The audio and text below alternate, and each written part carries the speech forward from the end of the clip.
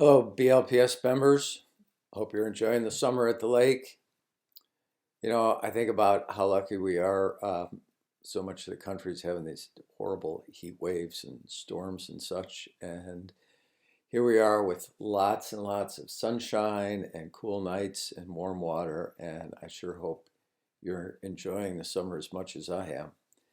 Well, I'm reaching out to you to let you know what the BLPS has been up to and how you can help us achieve our mission. As a reminder, our mission to protect and preserve the ecology of Black Lake, its tributaries and watershed through advocacy and program development, and to operate in a transparent, professional, and neighborly manner. I hope you um, feel that we're moving toward that vision and are motivated to help us out. Let me begin by walking through a few points about the state of matters on the lake. As you're no doubt aware, we have had a number of harmful algae blooms in the past few years, and we've experienced some of the highest levels of toxicity of those blooms that have been measured in the northern parts of Michigan. Shocking to all of us because our lake is so pretty and so pristine, it doesn't seem possible. Luckily, we haven't had any incidents with pets or children being harmed, but not much is known about the long-term effects to all of us from this type of exposure. So harmful algae blooms is one. Number two, we have a watershed management plan, which is in the early phases of organization. This is something that was defined at the urging of the BLPS to the Tip of the Mitt Watershed Society. I'm going to say 3 years ago, we've been working toward this. And the plan is a prescribed manner of analyzing the health of the water, and it's a step that is prerequisite to gaining access to state and federal funding for projects that are implied by the findings of the plan. So it's something we have to do. It may take years to complete. It will take years to complete. So we really can't expect any short-term improvements. So although that is a necessary step, it's not sufficient on its own. Over the years, we've had lots of measurement of water quality taken on Black Lake, but there's so much missing data. It's so inadequate that it's of little or maybe no value in diagnosing our issues or in use to justify programs or investments to make improvements. We really don't know the effect of zebra mussels and their impact of converting suspended nutrients into nutrients that are attached to or very low in the sediments of the lake at the very bottom. We don't know about the trends in numbers and distribution of zebra mussels. We rely on anecdotal information. We don't know anything about the flows of the tributaries except for the upper Black Lake. And so what is the impact from upstream sources of nutrient pollution? We suspect that there's a big role from aging septic systems on the lake, but we don't know that for sure. We don't know how localized it is to the shoreline. We don't understand the thermocline in our lake and the turnover and whether we have a single turnover or multiple turnovers during the year. That's when the highly dense cold water reverses with the warm water on the top, and the nutrients that may be stored in the bottom are resuspended through the whole column of water, and that may be a contributor to our harmful algae blooms. Anyway, much to learn.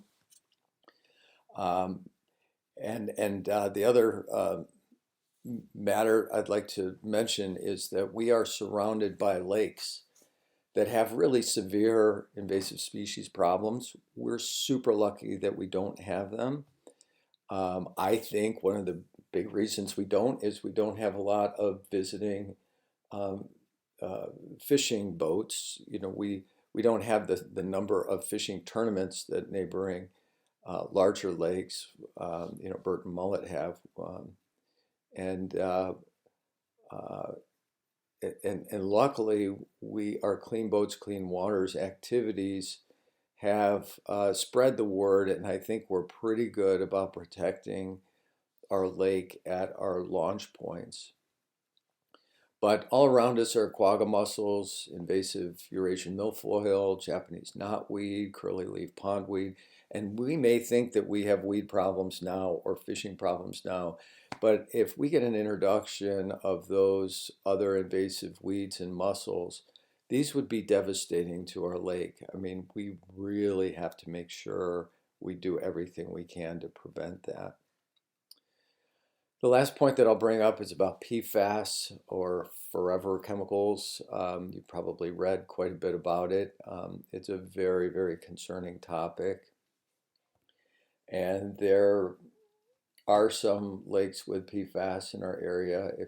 If it's detected, you can't eat the fish in the lake. And there's really no way of avoiding that they get into our body. And again, we don't know exactly what the long-term impacts are of it, but we know it's not good.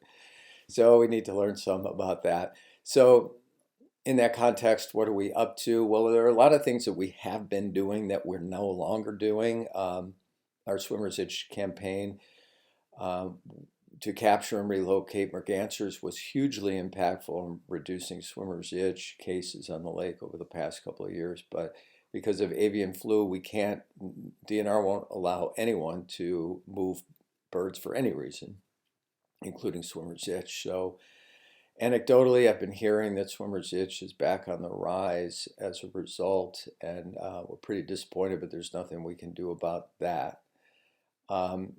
Secondly, our efforts to improve compliance with the state lake level, while they have resulted in some improvements and lots of attention to the matter, we haven't had the backing of DNR and Eagle and BLA, and we really didn't get as much improvement as we hoped or expected. And we were left with a choice of whether to go to the courts to get enforcement of this state legal level that the state is not helping us comply with, or dropping the matter. In the end, we chose to not go to the courts until we know a little bit more about the new owners of the dam and their receptivity to our concerns about our property damage.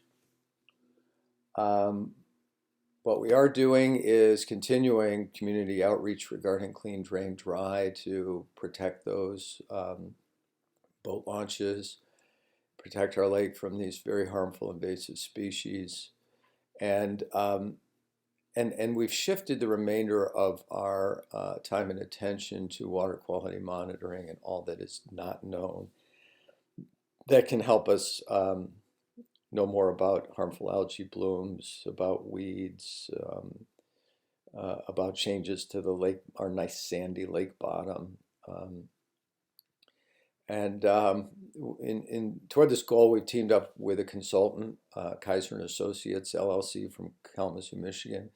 And we feel that the efforts to date have not been a real well-coordinated set of efforts toward a comprehensive understanding of our lake health and identification of actions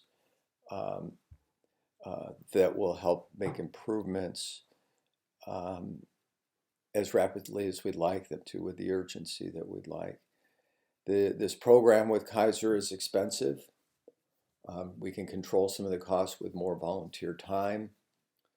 It addresses the urgent nature of our issues, and it improves our influence with DNR, Eagle, tip of the mitt, as these folks have a very well-established network of influence and respect from these organizations. So with this focus, what you can do to help us is, first, we'll need help funding this. The more funding we have, the more we can do with the program. So the impact and effect that we have from this work that we're doing with Kaiser grows with the funding that we have available to apply to the program. If you would like to support us, go to our website at blacklakepreservationsociety.org and go to the membership area through the tabs or menus and lend some help. Secondly, we do need volunteers. We need volunteers to gather readings using these probes and working under the direction of Marie Solem. And this doesn't require any special knowledge, just a bit of your time. And Marie is leading us in gathering the data that's needed by Kaiser and Associates, or at least helping them gather that. We also need help with our technology with Eyes on the Lake. If you enjoy working with technology and ArcGIS, GIS systems. And finally, we need help launching a membership campaign, engaging our members and letting them know what we're doing, the urgency and importance of what we're doing, and help us to grow our leverage. Very, very important there. So if you can help us in any of these ways, it would be very important to all of us that share in the greatness of Black Lake. So thanks for watching. Thanks for helping us. And we're looking forward to hearing from you.